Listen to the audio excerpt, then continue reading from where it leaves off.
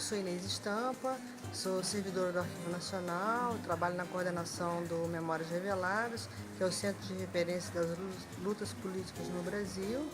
sou do período de 64 a 85 e também sou professora da PUC-Rio do Departamento de Serviço Social. Eu acho muito importante, né, que para se pensar o nosso passado recente, né, no caso da ditadura militar, é muito importante que a gente pense também na formação social do Brasil, né, porque isso vai nos dar elementos não só para entender melhor aquele período de exceção, né, mas para pensar justamente o nosso presente e o nosso futuro.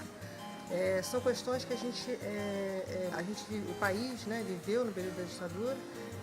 mas que elas estão ligadas também à própria formação social do Brasil, ou seja, o Brasil é um país, né, com uma colonização, eu diria assim,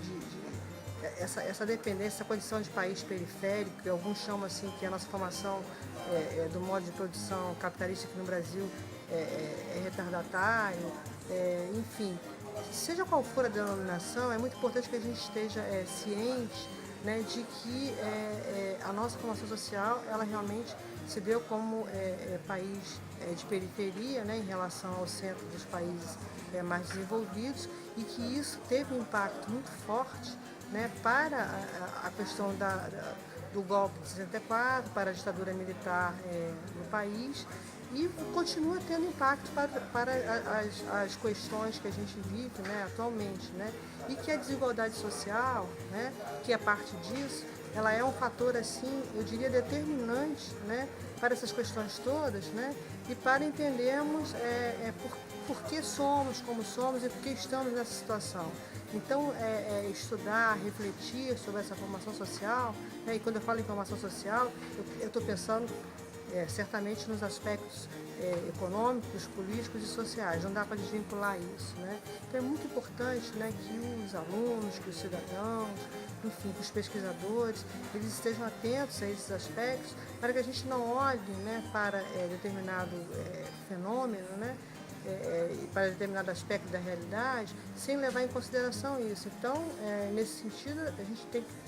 pode dizer, por exemplo, pode afirmar que o golpe de 64, ele tem um recorte de classe assim, muito claro, do meu ponto de vista, né? Ou seja, os interesses econômicos, os interesses políticos estão ali presentes, né? E se mantêm presentes, né, na situação que a gente continua vivendo, porque as desigualdades sociais permanecem, né? Aquela história de fazer o bolo crescer e depois dividir não aconteceu, né? A concentração de renda permanece, né? E permanece muito forte, né? Ou seja, a desigualdade, a miséria aumentou muito, né? E a gente precisa olhar isso com muito cuidado para que a gente não passe a ver isso como uma coisa natural, como se sempre existiu e sempre vai existir e não temos como lutar contra isso.